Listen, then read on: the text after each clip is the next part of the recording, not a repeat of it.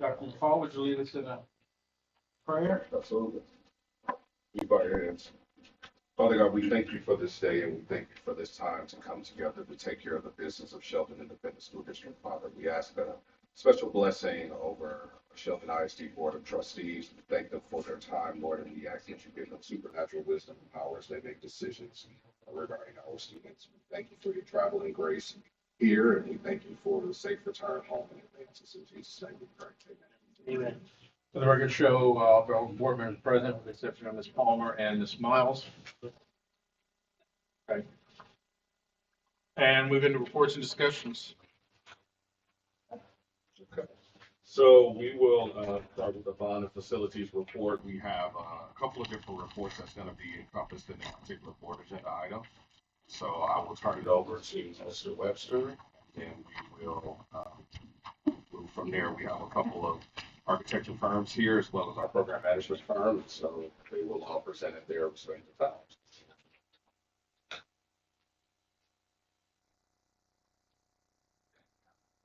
Okay, so we want to talk with you a little tonight about the Craven's early childhood expansion. I was on vacation at the board meeting, so I wasn't able to get in front of you and talk about some things that we've been doing there and where we are in that process. Also want to talk about the Knoll Middle School expansion, kind of where we are just real quick. The 9th and 10th grade, we are finishing up design process. So that one, as far as floor plan, so you get a sneak peek tonight, okay? Just a preview, not the full movie. Then we're going to talk about exhibit concepts and SISD property review. So I'm going to turn it over to JP Grom with LAN, and he's going to talk with you about kind of where we're at in this process. I'm going to give you a refresh before I do that, though, JR. Okay. So just as a reminder, this expansion, what it's about. So this is an expansion that will add 6 additional classrooms to the facility, as well as 2 special education classrooms. So that's the scope of this project. It's been in design for quite some time, and we brought it to this point where we've bid the project finally. You might remember that the board used and approved the method called competitive sealed proposals. Competitive sealed proposals is a method that takes not only the price that the contractor provides to you, but also combines that with other qualifications-based information so that we can then score that contractor with those 2 combination factors. We did move out for procurement with the competitive sealed proposal process after y'all gave us the authority to do so. Proposals were submitted, and we had a great response for this project. Considering its size, 6 companies submitted proposals for this project, including a number of alternates that were bid with the project. We did have 1 submission that was disqualified for some missing information. So in the end, we had 5 firms that we ended up completing an evaluation for. I mentioned that when you use a competitive sealed proposal process, you are using not only the price, but a scoring rubric. And that rubric's been provided for you today, so you can see how each of these firms stacked up, not only in the price component of their offering to the district, but also in several dimensions of their qualifications. Those might include things such as similar experience, the qualifications of their individual personnel, so on and so forth, that are evaluated for each individual firm, scored against the other firms that have submitted to give us a qualifications aspect of their, to add to their price component of their response. When we were done with that exercise, the scoring rubric told us the answer, and that was that Frost Construction ended up in first place with a score of 84.22. The next contractor in line was Tegrity with a score of 67.75. The third contractor was Prime with 52.74. And then the last contractor we're showing on the screen here was Nash, who scored 38.73. So what are we asking of the board tonight? We're asking for you to endorse and move forward with the use of Frost Construction for this project. You can see the motion language in your board packet, and we would appreciate a vote towards accomplishing this project and getting it going forward. Now, if you say yes and we move forward, you might be asking, what are the next steps in this project? So here they are. Number 1, a notice to proceed will be issued to the contractor as early as tomorrow so that they can begin procurement of their materials, the execution of the contract, and those sorts of things. Then construction will occur. The construction will occur from the notice to proceed all the way out until July 18th, 2024. That would be the substantial completion date. You've heard that term before, I presume, but for those of you that may be a little fuzzy here on this Thursday night, substantial completion is when that project is ready for us as a district to step in and start making use of that facility. So that will be running right up to the deadline of July 18th. So this is tight. So it's important to move this thing forward. Substantial completion and move-in will occur from the 19th through the time that the teachers are walking into the door and the students are walking into the door. That date has not been set, but if we make some assumptions about other calendars, we're looking at August 9th, 2024. And we welcome those students on the 12th. Assuming it's a Monday, y'all can decide that. So that is the recap on the Cravens. So I wanted to, and thank you for that presentation, JP. What I wanted to make sure the board had was the information on the competitive seal proposal evaluation. So that way you will see how these particular contractors were evaluated. That way you would see that the process was pretty detailed in making sure that the correct contractors were selected to come aboard agenda items with you all to consider for. Okay, so that's Cravens. We're going to take a quick look at Knoll. Well, before Go we ahead. move to Craig, I mean, to Noel, I mean, I don't, we haven't seen a layout or anything, a design or anything of the Cravens facility. I know we're building again what we've built in the past, but maybe 3 board members had not been on board since we've seen that. So do we have, Yeah, we do. okay. And I we can need that get for that. Noel also. I have Knoll. Okay. Also, we just did, yeah. Okay. Because that's part of this whole, so that everybody can be aware of what we're doing, what we're building, what it's going to look like.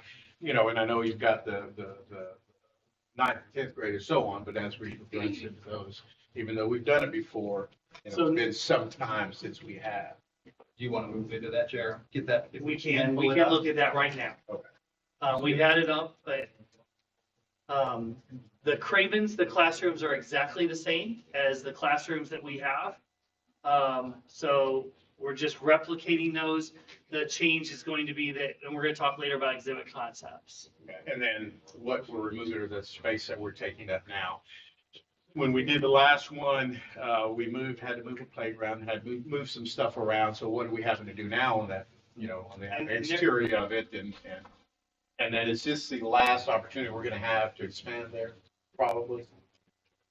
You know, I would tell you that looking at the building, that's probably going to be one of your last opportunities because now you're looking at the top of an H. And so you have that courtyard in the back.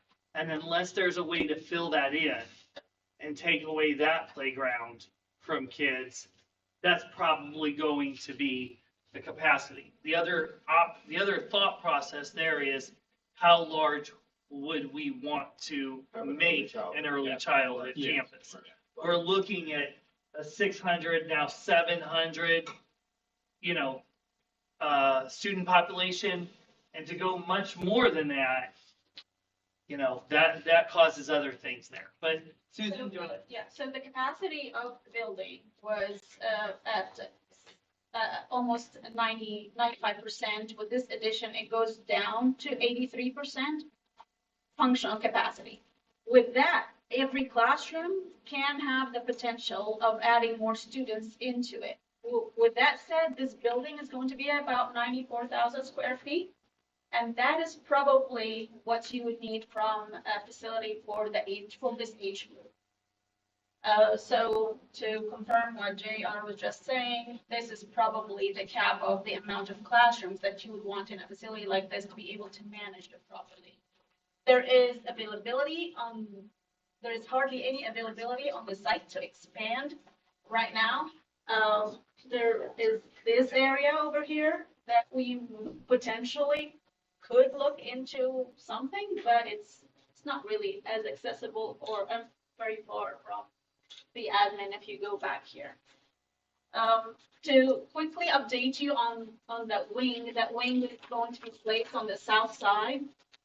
and it's going to split the current playground. The existing playground over here is going to remain. We're going to relocate the, two of the playgrounds. There is a new playground and there's relocated swings over here. We are keeping their vegetable garden and we're adding a detention pond because of the additional impervious coverage and more slabs on the ground over here. We are widening that road off of Tedwell, and we are extending the canopy over here to allow for a longer car rider line. The next thing that we can look at is the overall pretty much shows the same story. We can go to the next one. Basically, it's 6 classrooms that are typical, in addition to 2 special ed rooms that were modified to have their own shared restroom and a storage. Boys and girls restroom, gang restroom over here, mechanical, electrical room, custodial closet, staff restroom, and a long workroom and storage over here. So pretty much it mimics the other side that's currently in the same facility.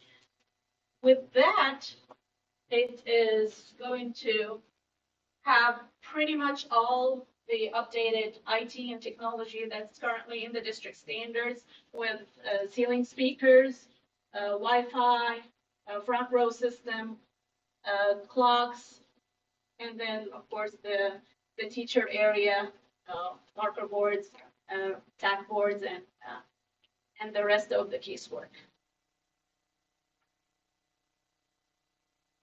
So the exterior of that would look exactly or as close as possible to what the building is. So we've matched the existing building. So this would not look like an afterthought. It should not look like something that of a different nature. We've used the same language, the same height of the windows as the other side, the same colors of the aluminum, and the same type of coursing and colors of brick. So this is what the interior of the classroom, kind of like a quick perspective of what it would look like. Well, after discussing exhibit concepts, I mean, you will see. We'll show you in a little bit. That this will get reduced so we can have more wall space for that work. This is a quick perspective of what it would look like on the outside. There will be playground equipment over here and on the other side. This is all behind secured fencing as well. And I wanted to show you quickly what a canopy would look like, an extension of the canopy.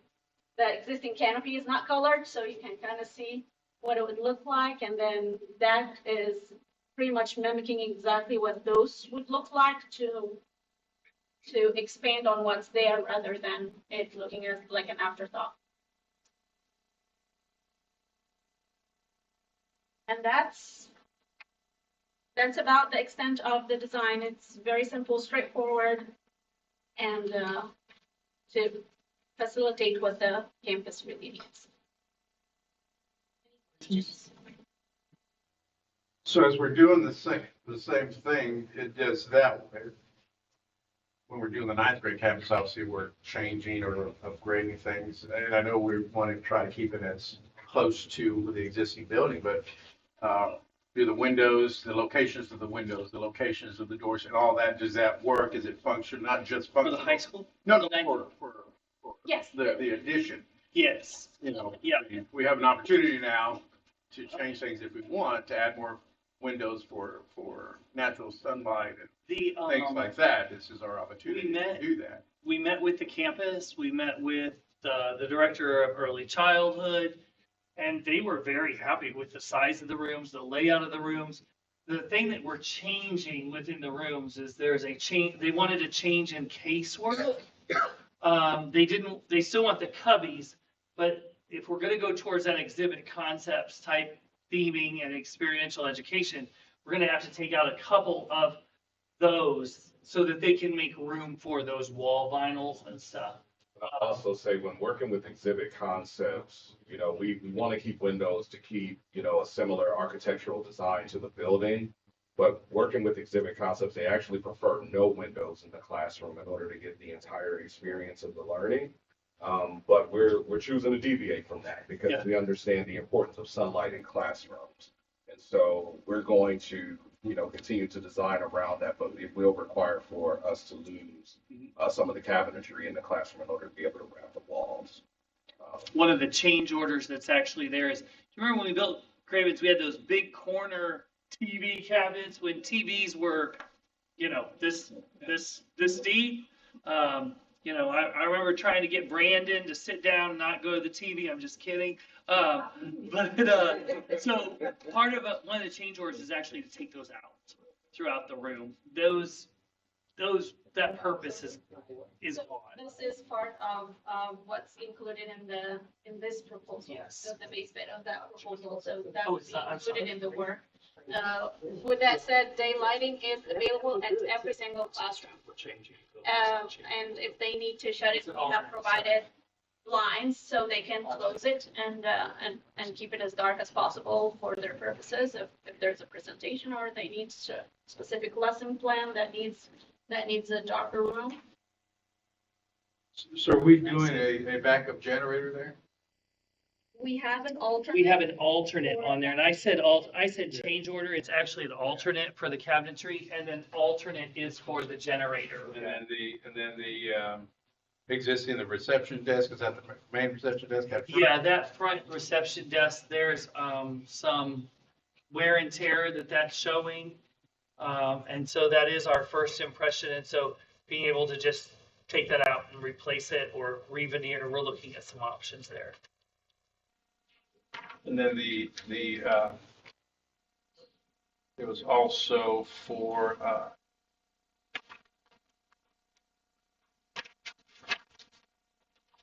So you'll see like replacement of vinyl wall covering. That's throughout the building. There's that wallpaper is 22. Is that right? 22 years old. Yeah. And it needs a little bit of attention.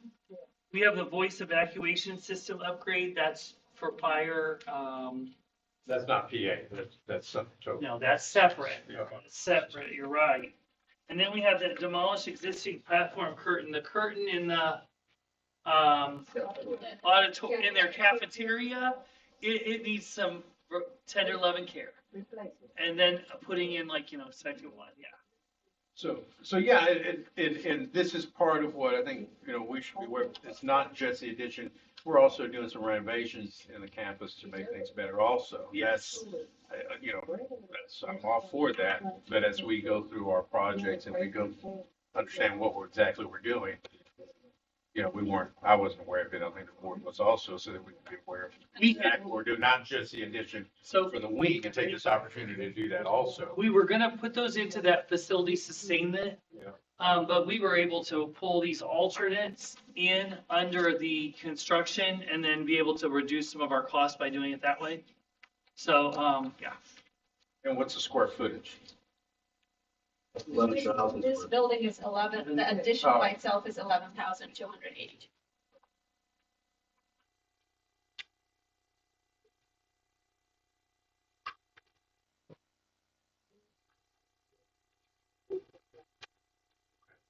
Okay. Any questions? I'm not a fan of no windows in the classroom. We're at the intermediate, they have the long slant windows at the old campus at the intermediate. And those kids come out of there saying it was like a prison. There's no windows, no sunlight, no natural lighting. And they would, I know Jacob did, thought they didn't like it. They didn't like it. And studies have shown that daylighting is a major component of performance. Yeah, so I'm just. Yes. They have sunlight. I know, but the sun's still out there. So it's still like they get so when they go from this thing.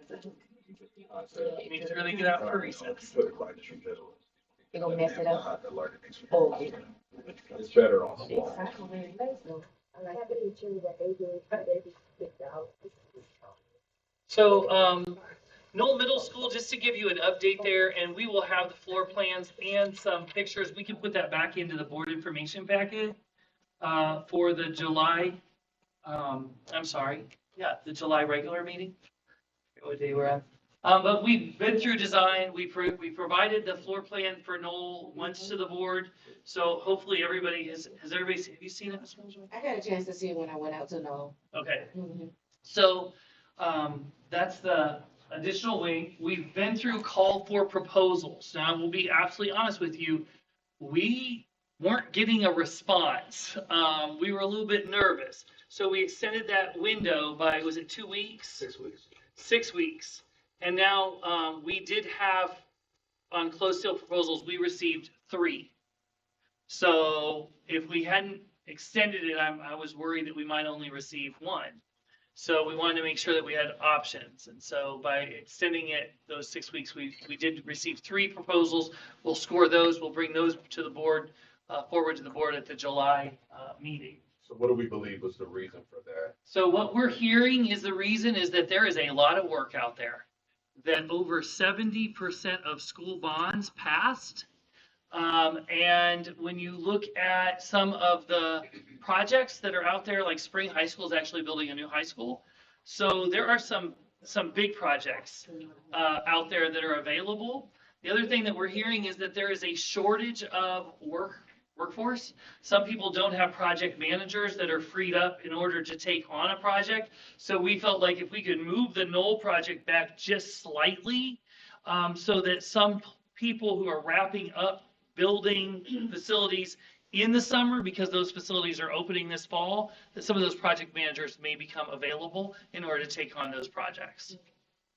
Okay, so that's where we're at. Now, 9th and 10th grade campus, we've been through our visioning meetings, really seeing what that educational philosophy and what the needs of the students were. We've done our planning. We determined the program of spaces, and that's when we did our contract with Huckabee and what spaces will be programmed into that building. We've had our user groups. We've talked about each specific instructional program: science, fine arts, special ed, CTE, every CTE program, physical education, special education, athletics, all of those programs. And so where we're at right now is we are finalizing the floor plan to ensure that the quantity, the adjacency, and the size of the program spaces are adequate. So I'm going to let Mr. Barnes, Timothy, come up. He is our project manager for Huckabee. And he's going to talk about the schematic designs for your 9th and 10th grade campus. Thank you. So as Mr. Meadows said, we're wrapping up the schematic design phase. We've had numerous meetings with your design committee to make sure that the 9th and 10th grade center meets all the educational needs of your community. And that also is kind of right size for Sheldon for now and for the future. So as we talked about from our previous presentation, you know that the final location has been confirmed. We're located at just across the community drive between, it's not going to, the light's not going to work, but off of Community Drive between C.E. King Parkway and the elementary school, just across from those athletic fields is where the 9th and 10th grade center is going to be located. We talked about how we're going to be able to access for bus traffic and service vehicles off of Community Drive, bring them around here to the rear of the campus. We'll have stall parking for pickup in the afternoon.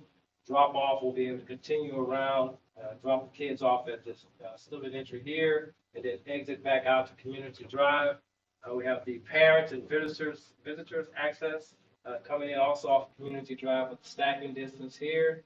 Obviously, I think we talked about in our last meeting that we're still waiting on the traffic impact analysis just to confirm the amount of stacking distance we need. But right now, we're anticipating double lane stacking at the front of the campus with about 60 to 65 parking spaces in the front, with staff and potentially some student parking at the rear of the campus. And of course, maintaining a fire access lane around the building that's required by code. And before you move forward, when you look at the entrance for the buses, that's going to line up directly across from the road that goes behind the indoor practice facility, so that we have the ability to cross straight across. And then the student parking, we're still kind of working that out. We had student parking at the back, but what we felt like was we didn't really want kids who were just starting to drive walking through staff members' cars to get to their car. you know, I have a bad day, I pull my key out and scratch somebody's car. So we're still working out some of that adjacency there. And we've kind of left ourselves enough flexibility in here where if we need to shift the staff and faculty parking down some to get more capacity for the students, it allows that kind of flexibility. And what is that area? Can you talk to them a little bit about the area behind the student entry? We have some trees and stuff. So right here, this is where the cafeteria dining area, there's some natural lighting that's gonna be coming to the space. So what we've done is created almost like a plaza that allows for some collaborative interaction between the students in an outdoor environment. There's a canopy that comes out of this entry here. It also ties into the one for the bus access. So we'll kind of create some of that collaborative space on the exterior of the building as well. And then you'll see this in a minute as I kind of go into the floor plan, but just as a reminder, when we talk about the way this is being orientated is that we have all the athletic facilities on this side of the building to maintain that close proximity to the fields with this central dining and admin area here. And then the academic pod, two-story academic pod is here with the CTE on the left-hand side of the building.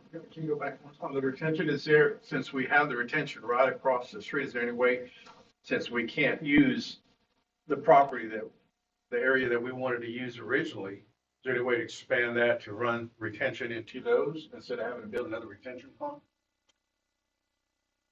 So one of the things we looked at is we tried to maintain that detention or retention up front here. It would push the campus back even further. No, there's an area across. Is detention, right? We have two detention ponds. We have one, and the one is kind of enclosed. It's that other one that you're looking at, and could we move that further back? I think We that can't use that land now anyway. we may be able to use that. We just have to do some mitigation. Yeah, but if we wind up putting everything on this side of Community Drive. Yeah. I mean, is there an option there instead of having to build a new detention pond? I think, Fred, you'll have to build detention either way. So this is keeping it in closer proximity to the actual work site. When there is future development, then we can take advantage of the ideas that you're laying out, but that would be after some mitigation strategies are in. So because of the mitigation, we couldn't do anything over there anyway, even if It's not on the schedule we're trying to make. okay. Because it takes a while to go through those permitting and mitigating measures with the improvement. Yeah, I didn't know, because if we don't build anything, if we could just expand for a pond, basically, that would No, make it's the same. make a difference in what they require. Yep, modification of the property. Yep. Okay. Yep, okay, all right. All right, so to kind of quickly get into the floor plan, as I talked about, the main entry facing Community Drive with the admin on the right-hand side, allowing that visibility from the back to the visitors parking, the main entry to the campus with the media center adjacent to that. Of course, this main corridor brings you into the dining facility, and then the main student corridor brings you into the academic pod and the CTE pod on the left-hand side with fine arts, athletics, and some of those art classrooms, and of course, the large group instructional spaces, which allows for that, once again, that collaborative nature on the right-hand side of the building. And you hear me talk about the academic pod, of course, is the 2 stories, is the only 2-story component to the new 9th to 10th grade center. So those will be kind of stacked on top of each other, and it's set up in a way to allow supervision with these central academic areas between the pods on both the first level and the second level of the 9th to 10th grade center. Yes, sir. I want to let you know, we really did listen to what you all said last time about collaboration and making sure that we are aligned to what our philosophy has been. And so we've added in different collaborative areas throughout. We added a new maker space, a new collaboration room on the media center.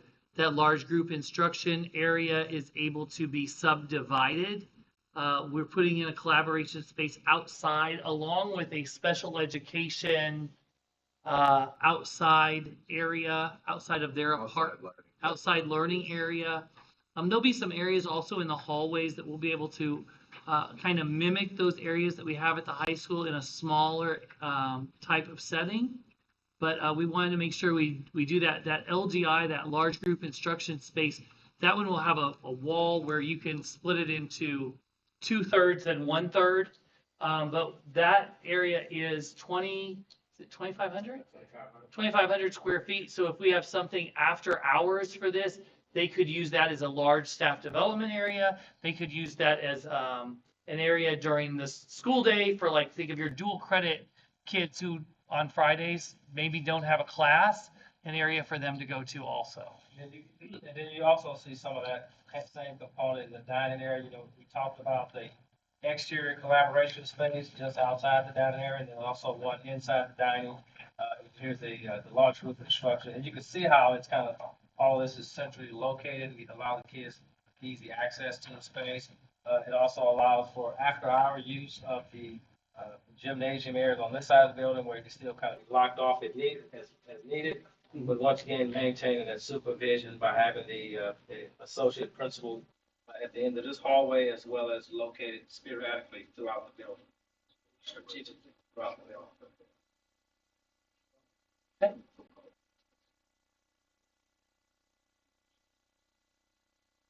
And here you just see a blow up of the CTE program. As I said, we've been working very closely with the committee to make sure that each space is accounted for. On this end of the CTE wing, we have the large volume spaces. There'll be roll up doors at each of those spaces, allow them to have easier access to the exterior from the classroom space. And then some of your typical classroom sizes, whether it's the health science, graphic design lab, these are more your lower volume space. They're in the central portion of that CTE wing of the building. And as I said, so we're starting to wrap up. And before I get to that, this, what you see here is the outdoor physical education facility. I think Mr. Mills talked about earlier, there are locker rooms for the soccer and softball. There's also training facilities. Now, this is facing the current stadium. This is over here where you have your existing athletic fields. There's a centralized weight room that's open to these spaces that can be utilized by both each of the sports that's in here. With football components, both the JV, freshman, and varsity teams. On the upper part of the outdoor facility, there's a conference room in there that's able to be subdivided into two spaces, kind of similar to what you have here. So if they wanted to, they could pull off in one area, defense in another, or they could open up for an entire sport to utilize. With the coach's office space, once again, centrally located to allow monitoring of all the activity to take place in this facility.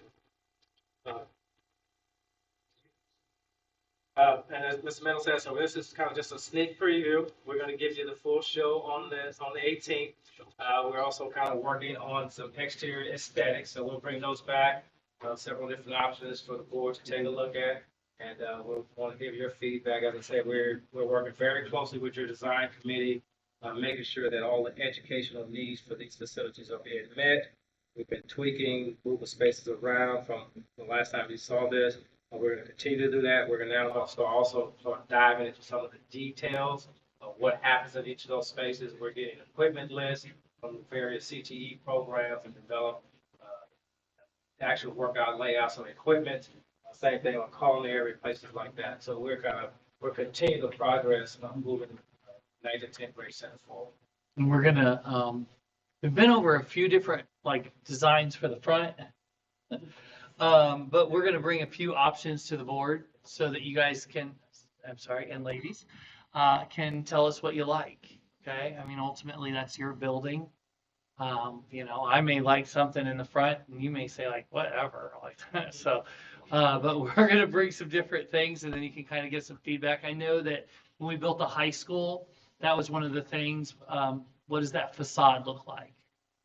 So, okay. So the athletic building is going to be across Community Drive. Yes, that'll be adjacent to the current athletic fields. Why put it there? To give easier access from the high school, kids that are at the high school, as well as the 9th and 10th grade center. So kind of a central location between both those parties and having access to the field. Because those kids, If we already have those facilities, why does the high school, 11, 12, need that facility? well, so you're thinking that like those facilities at the high school right now are built for a capacity of 3,500 kids. And so we're adding 2,200 kids.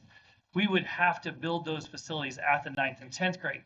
But athletics says like, we're going to bus those kids. We're not going to have 9th and 10th grade football at the 9th and 10th grade. We're bringing them all over. So we need to have facilities over there. Otherwise, we're going to bus them and they're going to have to change at the 9th and 10th grade, get on a bus, go back, forth. They want to try to build that program up because you're going to have some kids who are in, like, I guess, 10th grade who are playing varsity and different ones. And so they're really trying to get one area and then allow that area that was at the high school to see as we expand, that would become the soccer, the basketball, the other ones. We will have some for basketball here, but those programs that are outside, that would be their area. So you're looking at your football, your softball, those types of things. Another thing that Fitz pointed out, because I did have a chance to attend the last design meeting, one of the things that Fitz shared is when the football team travels or any of those teams that are going to have locker rooms there, they can just go to that building instead of going into the high school.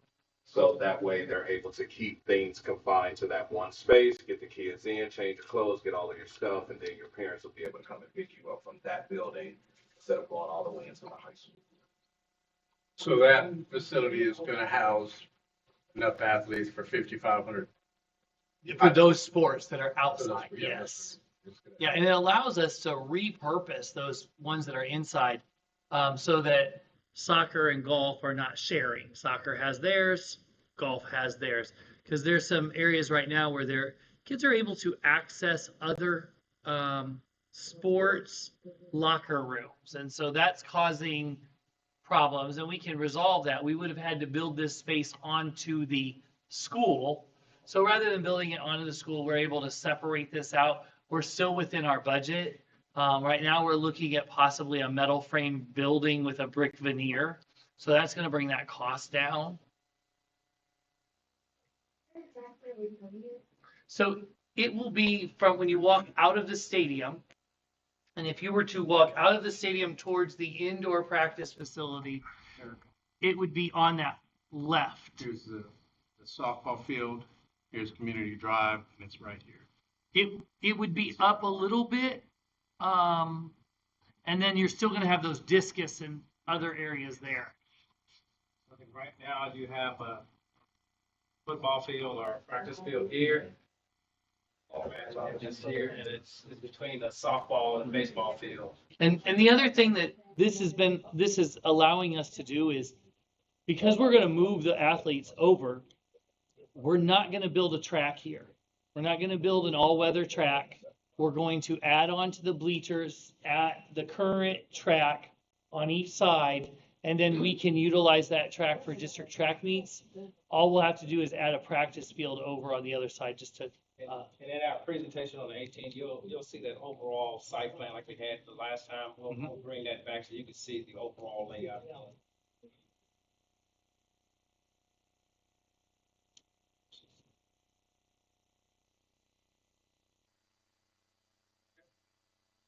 Thank you.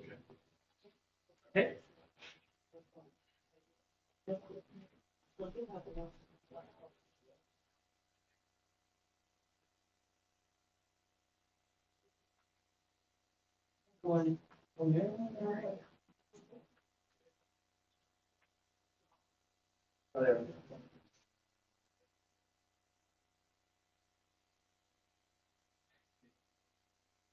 Not just me.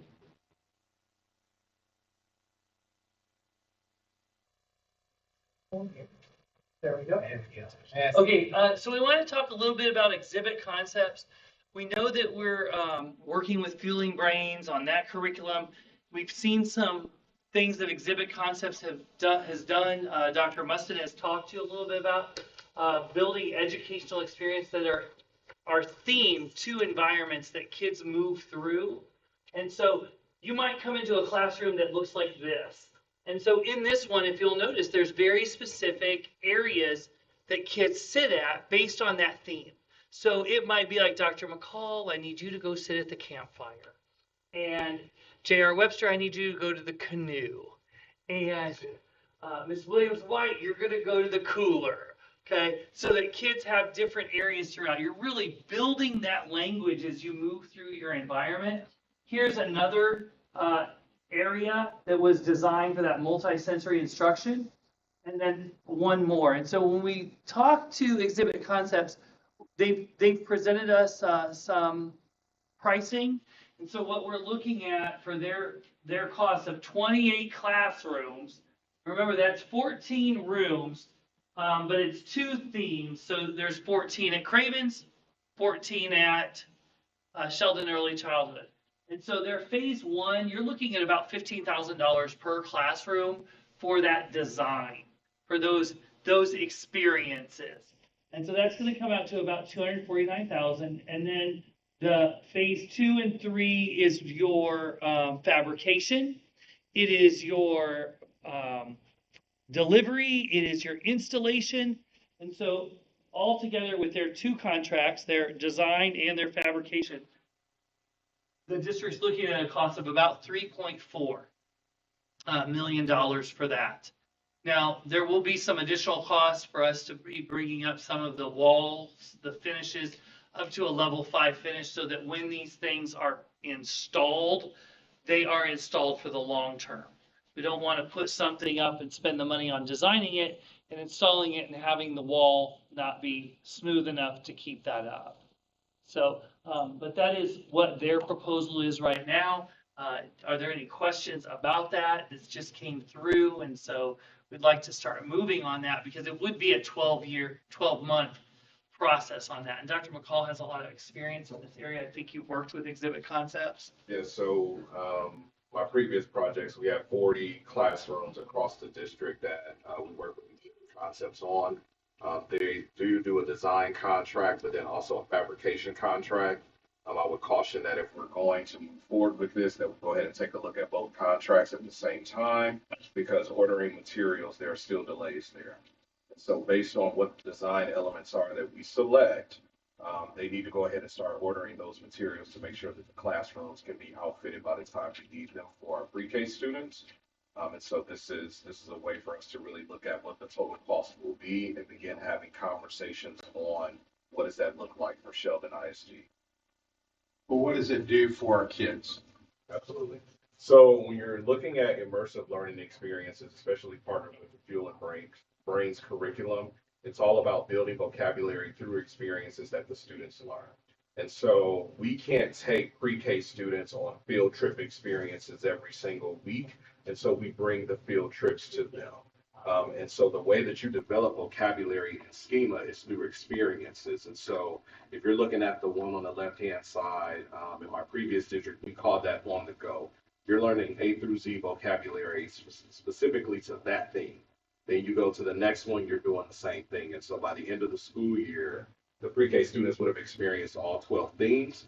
Not only are they building vocabulary, but they're building experience, which will in turn help them with their schema as they're continuing to learn. So they'll go through each. Yes, they go through. They're in each a, one it's a of classroom, so they transition Yes, through each. they will not stay in the same classroom. By the end of the year, they would have experienced all of the different things. So you'll have one that's left brain, one that's right brain. They'll be in like this schema on the go, left brain, right brain, and then they will move to maybe it's wetlands and Gulf Coast. And then they move 3 weeks later. And so who determines who chooses, how is that chosen? The themes, you mean? The themes here, yeah. Right. So what we would do is go through a process with Exhibit Concepts to talk about what themes represent the community, represent the industry, themes that are going to make an impact with them. And so when you're talking about Gulf Coast, well, we live in the Gulf Coast region of the country, so we would certainly want to have a room that covers that. When you're talking about, and even when we look at some of our CTE pathways, you're building that vertical alignment all the way through. So that way we could have high school students who are studying small animal management come and work with them in the pet vet room for pre-K students. So you're building it all the way from beginning to end. And so we would be purposeful in the selections that we had to represent the community or career interests that we're pushing students towards. So we would decide as a Absolutely. district. And they have some already that they've Yeah. done. And so if we look at one and say, oh, we like that, but change this to this, then we're good. And- Or we can say, oh, we love all of that, give us that. Dr. Mustin has really taken that Fueling Brains curriculum and started to pull that down into 7. Right, it's gonna match the actual things from which they're learning in the Fueling Brains curriculum. So the environment does become the other teacher in the classroom. So it's going to connect directly to the thing. And so much of what, Stations are more meaningful. you know, I taught kindergarten and I taught middle school too, but so much of it is literacy and language. And children who are coming from lower economic, you know, homes, which is what we see, we're 85%, you know, free and reduced lunch. Their vocabulary is so significantly less. It is the words that they use, you know, their experiences. And so a lot of our kids aren't getting to go to, you know, some of these places for a weekend. And so we provide it at school. They And I'll see tell it. you, we've done it for my previous district for a year. And the words that the students are using, the vocabulary that they're using, the way that they're able to explain their work is quite remarkable. It's a huge investment. I'm not gonna make it seem like $3.4 billion isn't a lot to work with. But I truly believe that when you see students going through the curriculum and then you're able to engage with them, they'll be using words that we don't expect from 4-year-olds to use. And that's a part of the experience, you know, model where they're able to build on that vocabulary very quickly because they're tied into an experience that they have fun with. Is there a curriculum that goes along with it for each? That's what Fueling Brains does. And so remember they were talking about Yes. right brain, left brain movement. And so depending on where they are in that particular curriculum, you could be doing right brain activities, left brain activities in the same things, but the experiences could be totally different. Because you're focusing on, you know, either right brain or left brain, depending on where you are in the curriculum and the training of the teacher. But does Fueling Brains tie directly into, let's just say the one on the left with the camper and the cooler and the little pond, the stream there? So we What do they learn? What would they learn in that scenario? And or would Fueling Brains provide the curriculum for that? Say, okay, why is the cooler here? Why am I sitting on the cooler? What does the cooler do? Right. So Fueling Brains designs the curriculum for that particular learning experience. And so we had them do some similar work in my previous district to where the curriculum tied into the experience. Okay. So no matter if we had a different teacher coming in, you know, he or she would see that this is the curriculum for that experience. Left brain activities, right brain activities, go. And one of the things too is, and that, did Susan step out? So Susan worked with another district, A-Leaf recently in putting, Tim, you too, and working with this, putting this together at their early childhood. So you're seeing Goose Creek, you've seen now, A-Leaf, Texas City is coming on board. So you're seeing this trend in early childhood. People who, and you know, when you look at it, your high school, we have early college, we have STEM. At our elementaries, we have Compass. We have, at our middle school, we have the STEM program. We have Abbott. But what do we have at our early childhood to get these kids started? So the And you Fueling, know, it actually reminds you, have you ever taken your children to the children's museum? That's what I was thinking, yeah. The children's museum back when we were taking our kids is totally different. When you go now, you'll see models like that. And I always gonna bring up my baby, y'all. Miss Taylor's grandbaby. That's a 2-year-old girl. And her mom introduced me to Miss Rachel. And Miss Rachel kind of designs her little stuff like that. And when me and Alea went to the children's museum, she's 2.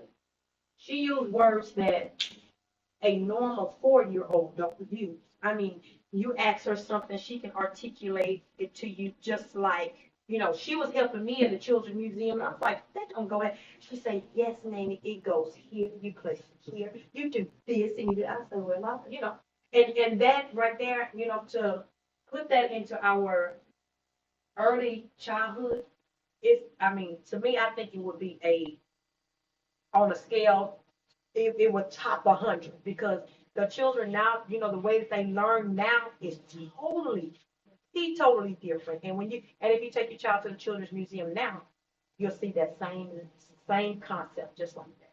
And I think it's awesome. so will Fueling Brains basically eventually, or it has already started transition, take over all of the curriculum for pre-K and K? They They're could do it. preparing themselves for world domination. If That's it- what that's- they're doing. What happens if in the future structure, like 5, 6, 7 years from now, we decide not to use building brands? Well, that's a Will we really still good be able question. to use these? Really good question. Because Yes. we could develop thematic units or purchase other curricula that has thematic units that could still fit these specific themes. And based on the fact that we also have them where they can be flipped so that we can get more out of it, I think we're making a very smart investment. And I'll just say, I got a chance to go visit some classrooms at several campuses. And we were able to go into one room where the kids had this type of learning experience, and then down the hall where it didn't exist in this fashion. The engagement of the students, Yeah, it was, the level of engagement was, totally different. it was phenomenal. Yeah. There was not a kid that Okay. wasn't engaged in whatever the activity was, whether it be a sensory activity or a reading activity or a sing-along, whatever it was. Every kid was totally engaged. Of our entire visit at Goose Creek, one child came to speak to me. Yeah, we walked into the room and it was like we weren't there. If I go into a pre-K room, or let's say in Katy, if I go to a pre-K room in Katy, every single kid is going to look up, why are you here? What are you doing? But the kids that were in these classrooms like this, I was irrelevant because they were completely immersed in that activity. And also, if you had a chance to visit our ECAs this year, you would have had the opportunity to see all the work our teachers put into creating these things. Out of bulletin board paper and, yeah. Cardboard, and they did an amazing job, but we would prefer to see them be able to spend more time on preparing the learning that's going to happen and let the environment already be in place. Because the things that they make are the materials that we're able to buy from a teacher supplied store or order from Amazon aren't very durable, or that they made themselves, which were fantastic. I think Dr. Mustin shared some of those photos from what our teachers did. But honestly, there's a lot of time involved in creating that environment and then turning around and doing it right. I think too, to add on is, we are we're in a job market where it's hard to find teachers. And teachers can pick where they want to go. We've seen that unfortunately even between Knoll and King Middle, where people are like, oh, Knoll's new. You bring a teacher into a room that looks like this, and they go to a neighboring district that doesn't have something like this. I think the choice is pretty easy with our salary package and our compensation, overall compensation package, along with rooms that are designed for learning. I think that, I'd walk in and be like, yeah, I get this room.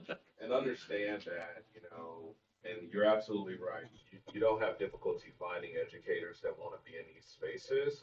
But what you have to make sure is that they're up for the training that is required to teach in a space like this. And I'll tell you, Fueling Brains has a pretty tight process on that. It's like boot camp, and it's like hardcore professional development in order to teach in an environment like this. And so teachers have to be committed to this type of work. Because that was the other thing, it's all, and I agree with it, it's just the process of training the teachers. Right. And then for them to continue to be engaged, because I put my grandkids in here, I can walk out and just let them play. Yes. That's not what I would want for the school, for the classroom. Right. You would, so it's taking that teacher, that instructor that's in there to make sure that because trust me, if I can do a playroom at the house like that, I put them in and I close the door and I'm gonna go take a nap. So that's, and that's what it looks like from the outside right now. It's a playroom, it's a nice playroom. And so the two campuses, would they mirror each other, or would we pick completely different ones for each? So we'd have an opportunity to have 24, different, or would they mirror? They will mirror. We're doing it where we're designing the 14 rooms, but it will be 14 rooms at Craven's, and then we will replicate those rooms. Because the kids are not switching campuses. We want all of those kids to have those. But what we are doing in order to do some cost savings and things is the rooms will serve two themes. So it might be wetlands and Gulf Coast, and you might be able to think of like a table that is a pool table, and then on top of it is, table tennis. You take the the table tennis thing off and you flip it over, you have a different theme, you have a different visual. And I want to be, and I don't think you were saying this, but I want to be clear that the activities are very structured. And so the kids, even though they're in these rooms, they're still moving in like centers. So when they're I'm trying to think of one of the experiences, there was a table and it has sand on one side and water on the other. So the kids were learning the physics and the science behind, you take the sand out, you put it in the water and you take it back out and you dehydrate it. What does that mean? And they're learning things like dehydration and saturation, hydroponics. And then they do that for 20, 30 minutes and then they go to another station. So it's incredible. There's no free play per se. They still have recess and things like that for free play, but it's very structured. And so if I can, for me, it's almost like back in the day, like you said, we had the stations. And we had like the opera or we dressed up, we had the little kitchens, even though it looked like it's play. This is just a more modernized learning experience, because even if you put them in the classroom, they're still learning, even though if you're not an educator, you don't realize that they're actually learning. It's just like if you do the Alamo as one of the themes. So they're getting Texas history at an early age, which is developing the brain. Because by the time they're 5, their brains are already kind of developed. And so they'll take that with them. So when they get to elementary or middle school and they're on the curriculum of learning Texas history, they still kind of remember what happened when they were in the concept. So that would kind of help you on another. And for pre-K, that dramatic play is Right. important. So if I'm in the polar region, Right. and I'm in an igloo, I'm learning that vocabulary. And I'm learning I'm that gonna it's put cold. on my parka. I'm Yes. gonna learn about temperature. And so I am going to relate that to my day-to-day life and for things that I don't see in my environment. Because we would love to know what wearing a parka is like in Houston, Yeah. right? It doesn't mean that we're gonna turn the HVAC all the way down there. There's so little data from pre-K Yeah. on how they're coming out and going to once they, so, and all this is, and I have to wrap, for me, I like to wrap my head around it. Is this based on data that we're already seeing from these programs? I mean, it all sounds great and yeah, it makes perfect sense. But I mean, these, for me, we're still just starting with Fueling Brains. So we're just starting with Fueling Brains, and now with exhibit concepts, we're tying into this 3.5 million plus Fueling Brains. Long term, what data are we seeing that, and I get it, it does. I mean, I don't see a negative part of it, but is there anything that's backing that up data wise? Yeah, so I'll speak to the data that we provided for, when I was in Goose Creek, what we provided to Sheldon ISD to show how many students were prepared for kinder, how many students were prepared for first, based on not just knowing what your sight words are, but we're talking about vocabulary to where when the students were tested on specific vocabulary, they were ready to go into first grade. Now, taking on an initiative like this, you're pretty much making a 5-year commitment. Yeah. Because you're saying that by the time these students get to the 3rd grade, we expect to see X, Y, Z. But even in the early elementary grades, having students that are more prepared for those foundational years, your data's going to tell a story. And so this is not something, and I see where you're going with this, this is not something that we're going to do and then tomorrow we're going to see 3rd grade star scores, go through the roof. But it is a commitment that we're making to make sure that our pre-K is the foundation. It's a true foundation for making sure students are prepared for elementary school and beyond. Anyway, even at the cost of 3.5 and the million or whatever, different what Fueling Brains was, I mean, that's got to be a minimum 5-year commitment to do that. Absolutely. To spend that time. And I know right now there was a big disconnect from kinder to first. Yeah. The teachers are seeing a big difference. And that's been Hopefully- ongoing. Right, hopefully this will kind of bridge that gap that they're wanting. And so as we talked about Fueling Brains last time, just being at pre-K and K, and then how do we transition that into first grade where now there's just, okay, everything you learned in pre-K and K, now we're doing something 100% different. I mean, how, and then by the time they get to 3rd grade, you know, they've had that advancement in those at 4 and 5 years old, but how do we continue that? Or is there a plan or an idea to continue that on? I don't know what that looks like or what it exists but you know, to have this type of investment in pre-K and K and then All of a sudden fall off. Yeah, I'll let Karen take that. Oh, okay, Karen. Oh, Ms. Gallo, you have the answer. Okay. Actually, we're going through that now with our kindergarten teachers. And we've also seen it in Eureka Math that we're starting to implement at Monahan Elementary, for example. The teachers recognize that they're getting students who are more prepared than they have been. So now we've got to coach them up. You're used to teaching at this level of rigor. Now your instructional coach has to go in and go into your planning sessions and say, wait a minute, we're not just doing single digit addition anymore. These kids are coming to you ready to do something different. And that was the first thing, that was the first big aha for us on the academic side was, wait a minute, these kids their brains are developing faster than we thought. Yeah. And we've got kindergarten teachers who are expecting a different student. So now we've got to coach them up. So I wouldn't say necessarily that we would take all of fueling brains with the thematic units and everything in first grade, but really the content of what they teach and the level of rigor is what we really need to be prepared for when this first cohort does get to first grade. We're expecting them to be better readers. We're expecting them to be better at, you know, numeracy. So by the time they get to third grade and we track that cohort, we should be able to see STAR scores reflect that if we continue to work with those first and second grade teachers on Maintaining that. Increasing that level every accelerated year. rate of learning. Yeah. If That's a lot of work. if they get to first grade and they're ready to learn at that rigor, and we're not spending so much time with remedial education, because we're spending a lot of time right now remediating for reading, because they're not coming to first grade knowing what they need to know with literacy and with their math literacy. So bridging that gap is going to make it so they're ready for the curriculum that we already have in place. And I think the parents who keep their kids at home and don't enroll them in pre-K, I think this, like having a mini children's museum in each classroom, I'm taking a deep breath now about what pre-K enrollment is going to look like in the future. I'm excited about it. A 26% increase in enrollment for pre-K. And one of the other things I heard is that your attendance goes up, that kids want to, you know, they want to see it, especially if they're switching from one theme to another.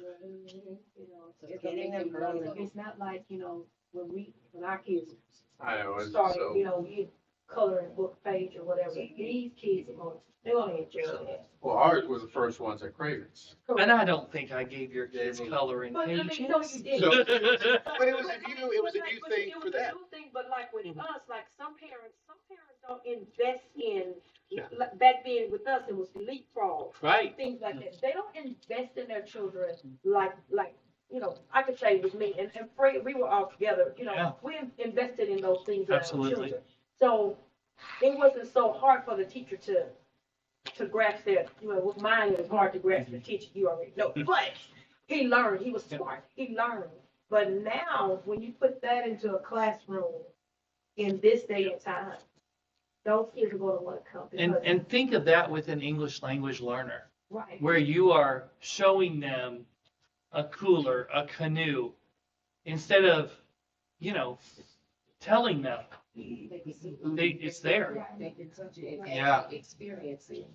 So. I just hope when they get to first grade, they're not wanting this experience. They're gonna get a break in their classroom. Then they're gonna start staying home. Okay. So, I'm excited to see the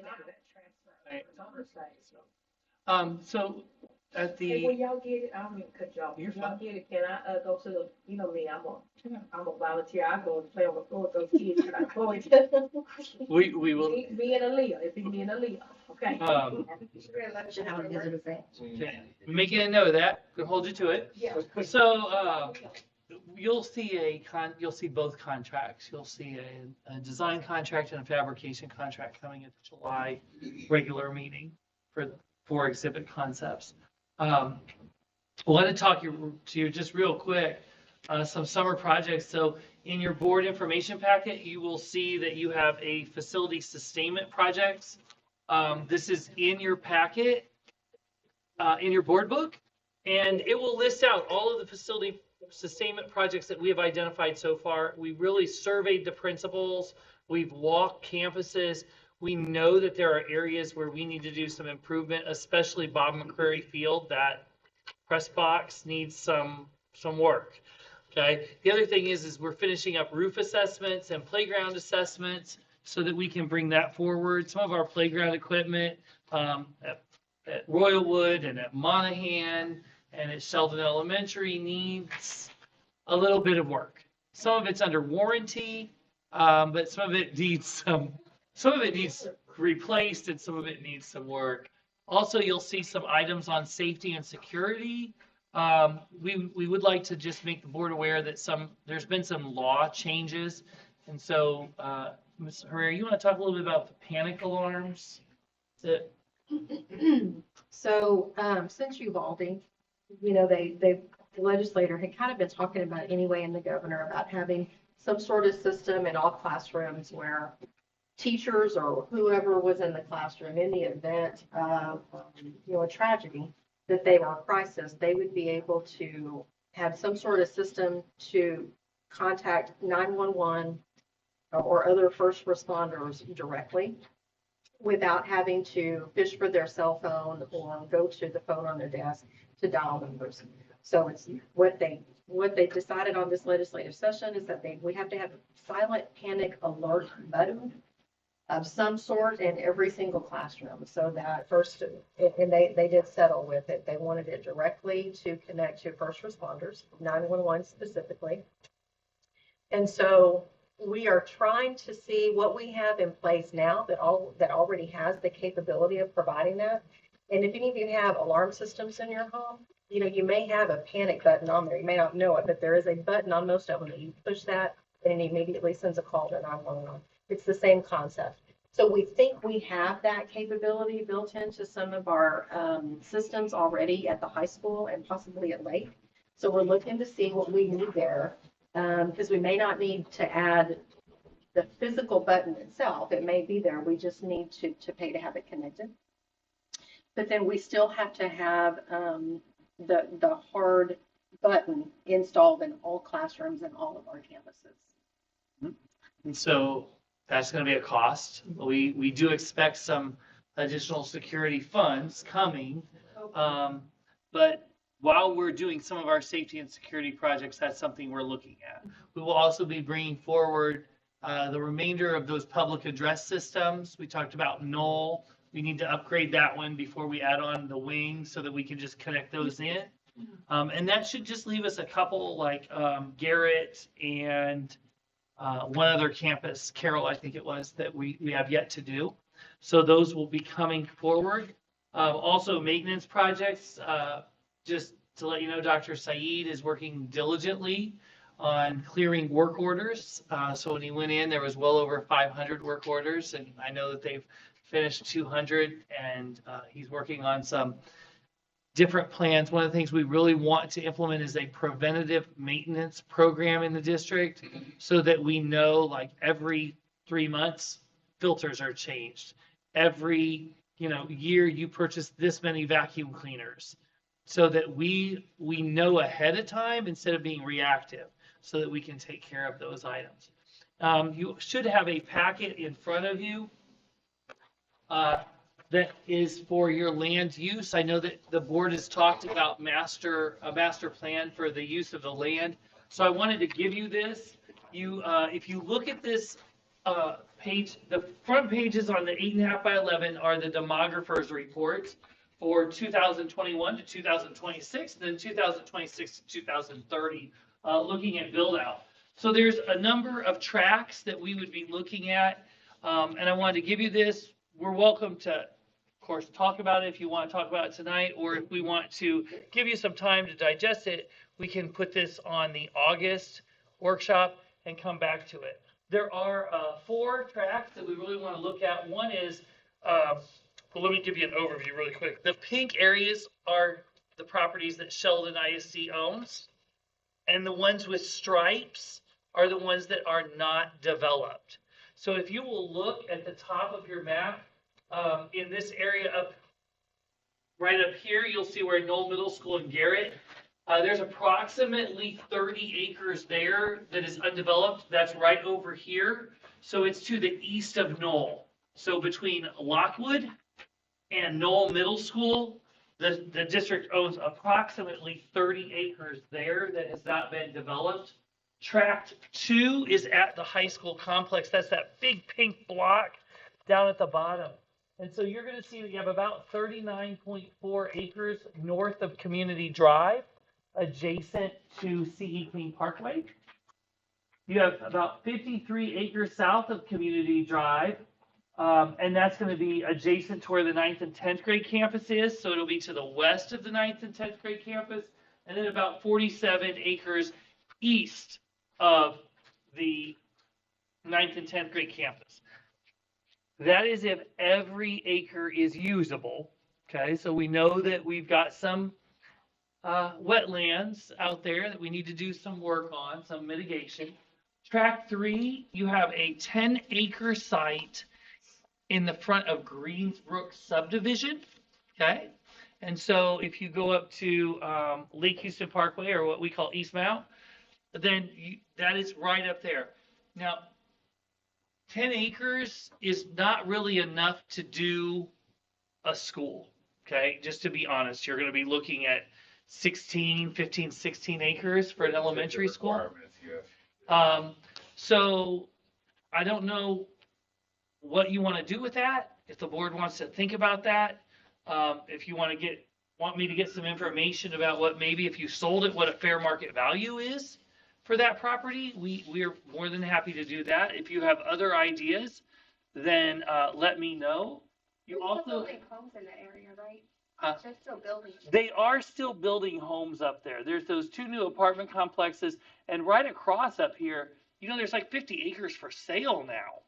And so I'm really kind of wondering what they're going to do. If you do look at your page on the front, you will see that on that second page, we're looking up there at about 340 to the north, multifamily homes, and to the south of it, 342.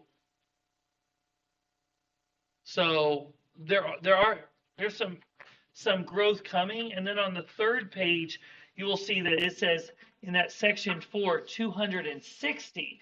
Now, please be advised that may say 260, but a lot of that's in the floodplain area.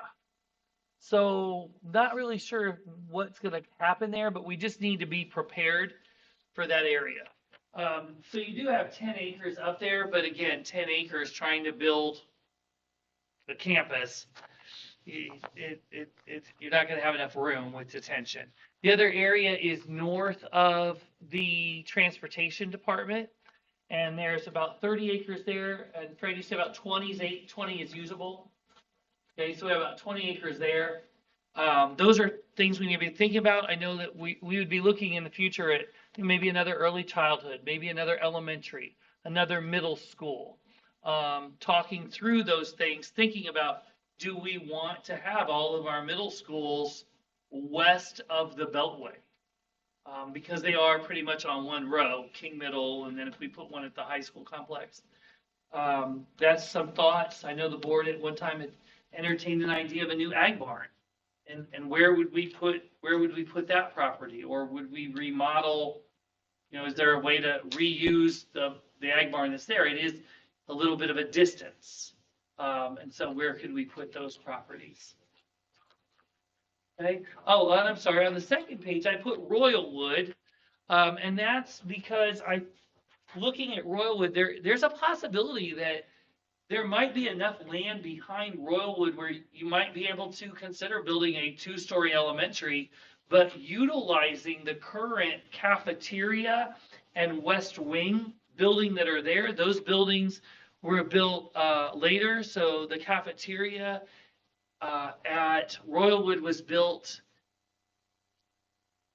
2007. 7 or 8, yeah. Yeah, 2007, 2008. While the actual main facility, the main building was built in the 50s, 60s. in the 50s. So you're looking at a building that's about 70 years old, but there could be a possibility where, the district could look and say, we want to put a new elementary school, rebuild that, put it behind, and then demolish Royalwood and make that parking up front. So there's some options there. I think that's some time that the board's gonna have to spend together to really develop that master plan. And so Abby, we can bring that back up on August if you'd like. I'd like to throw Monahan in that conversation. Yes, and that might be another area too. And I'll pull that one. I should have added that one. Yeah, I know we've done some renovations, we spent a little bit of money there, but so I think it's worse off than Royalwood. So is this all the property that we have on this side, Uh, where Royalwood is, the Beaumont Yeah, area? it is. That's all we have left. That and the ag going further down. Yeah, and of course, we're Sheldon Elementary and Sheldon Early Childhood. So there's no extra room in that area either. We'd have to look at purchasing. Yeah, this is what we own already, and that's not. Yeah, bad. I was just kind of getting the idea for something else. And that 10 acres, at one point, we had talked about trying to do a land swap with EMS. They talked about, had interest in putting an EMS, either fire or EMS station there, but they've opened both those stations right down on. Yeah. Yeah, and then they just opened a new fire station there on Uvalde, and then the new fire station they built on Sheldon. And now they're getting ready to tear down the fire station on C. King, and they're gonna make it huge. It's gonna be the biggest one.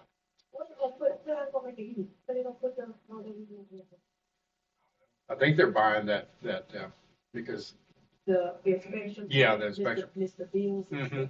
Yeah, Do you, I hate that, But because that's, that's always underground, that's always under, you can go and just pay a little bit extra. Yeah. would you be, I think- would the board be interested in just knowing what a fair market value would be on that property or? I think- oh. Well, it's, okay. I don't know anything about it. That's what I heard. I think that'd be a great idea though, just for us to know, Yeah. what fair market value is. Yeah. Just for us to just know Mhm. and then discuss later. Fred? Yeah, Yeah. yeah, we need to do that. Okay, and that concludes the bond and facilities report for the evening. I will add your floor plan, as I said, for Noel. We'll make sure that that's on your board information packet for the next month. Okay. Okay. Any more questions on that? Good stuff? I have a question on the alarm in the classroom. Are we gonna be charged any from when those alarms go off? Feel like if a teacher hits an alarm, I'm Or Once we figure it out. that we get charged every time they come out? The fire, especially now they know with the fire alarm, because they put it I right. mean, just, yeah, Great question. I really, Is enough funds to cover that? Yeah, I think not. I know that our tech department was talking about looking at some things that we have in place now, but I think it's gonna be a concern, especially, you get to kids who are middle school age.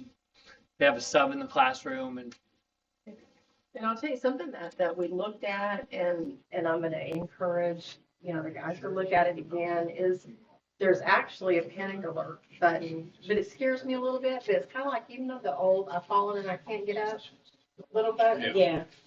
It's the same premise as those, and the teacher wears them around their neck. That way you don't have to worry about a kid hitting it or sending it. But then I worry, because I could see myself picking up a book or something, and then I call myself. But anyway, that's another option we can look at, is the personal panic button. And there's actually several states, I want to say 12 different states passed a law called Alyssa's Law. We passed one that's similar, yeah. but the original law mandates that you wear the teacher wears the panic button on the person. I fall and change it up. Yeah. You can wear it on the wrist. I have one that goes on my wrist when I'm at home. So that, nobody's there and I have a seizure. I just hit the Oh. button. So you just hit it and, but it's very, you have to really press down on it. So it's not like you can, if I bump up into him, it's gonna go off. Oh, okay. Yeah. So that's something else we can look at, and I've been contacted by several companies who are selling the personal panic buttons, so. And this is where we are nowadays. You know, we bought ballistic shields for our law enforcement, we're panic button for our classroom, training for tourniquet and it's just sad. It's just sad. Welcome to teaching. Yeah, you know, and that's just it. How much, I know. And it's not like only that at school, Fred, it's Oh, like that at home, yeah, I know. you know, it's like that. It's just that, You can't, my mom, she has a habit of letting her garage halfway up. Oh. And instead of letting it all the way down, she'll just let it halfway. And, someone went into her neighbor's house. They do the same thing and went into that neighbor's house and, you know, her garage door that comes on the inside, you know, they don't put a lock on it. So they just came in there and they, you know, or whatever. My mom leaves her front door open while she's sitting inside watching TV. So, Yeah. you know, it's. Yeah, I know. rough all over. Yeah, I do that. It is. Yeah, it's sad, sad.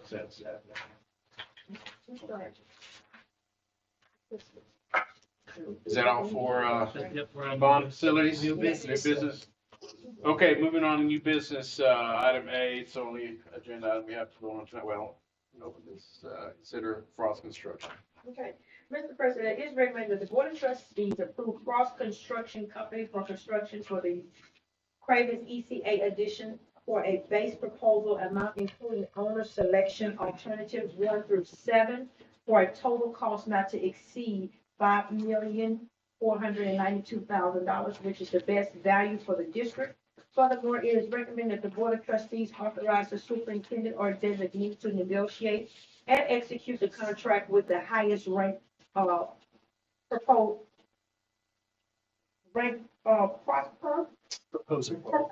I said that right? Yeah, that's proposer, to approve the amount and authorize expenditures that do not alter the contract's cost or contract time, with a copy to be attached and become a part of the minutes. Motion by Ms. Archie. Who was that? Martinez, Ms. Martinez. Second by Ms. Martinez. Comments or questions? So the 370,000 deduction, that's because we're doing the, why is that a deduction there? So, Mr. Rivas, the way that we generally structure your request for proposals is that we have them submit in two parts. They submit an initial bid, which if you've been in a bid room, if you ever have the fortune or misfortune to be in a bid room, they're getting bids faxed in, emails are coming, and the contractor's working very quickly to try and assemble what they believe the real cost of that project is. We always ask for alternates on your project so that you have award flexibility like we have tonight. And one of the alternates that we ask for is a modification of the base proposal. And that alternate proposal comes a couple hours later. So between the time that they give you their original number and the time that they submit their alternate proposals, they're given some time to maybe double check their numbers to verify that they have scope covered or maybe they have scope gaps. And so if you look at the list that's in front of you, you'll see that most of the proposers offered a deduct, where I think there was one that may have added. Yeah, You know, I missed something along the way that I need to pick up. So that's the reason that you see that alternate.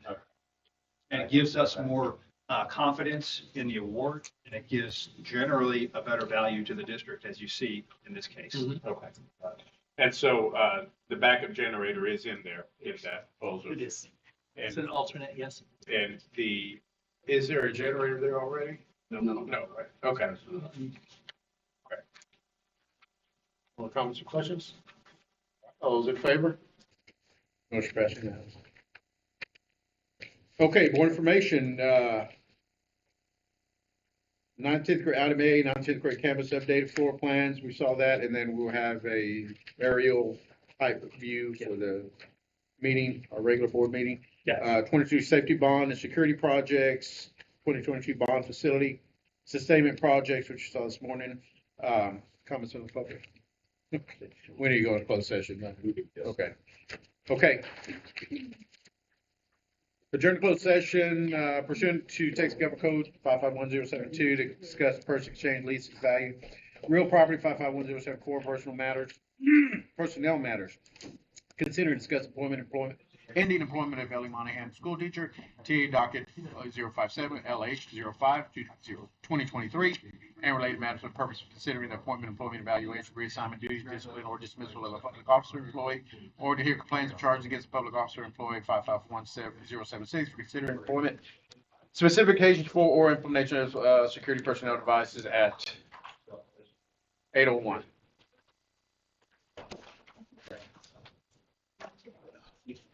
Well, how are you? Good to see you.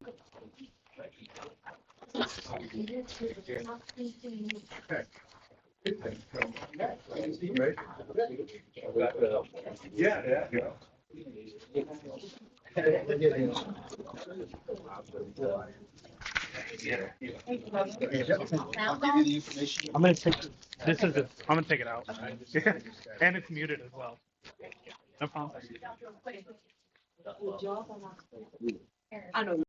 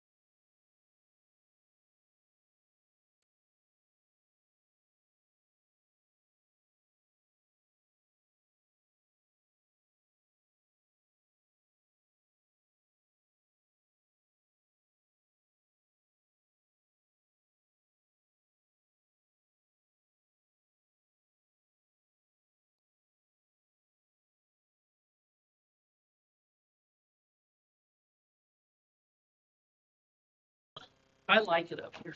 Yeah, yeah. Is this mine? That's okay. Thank you, sir.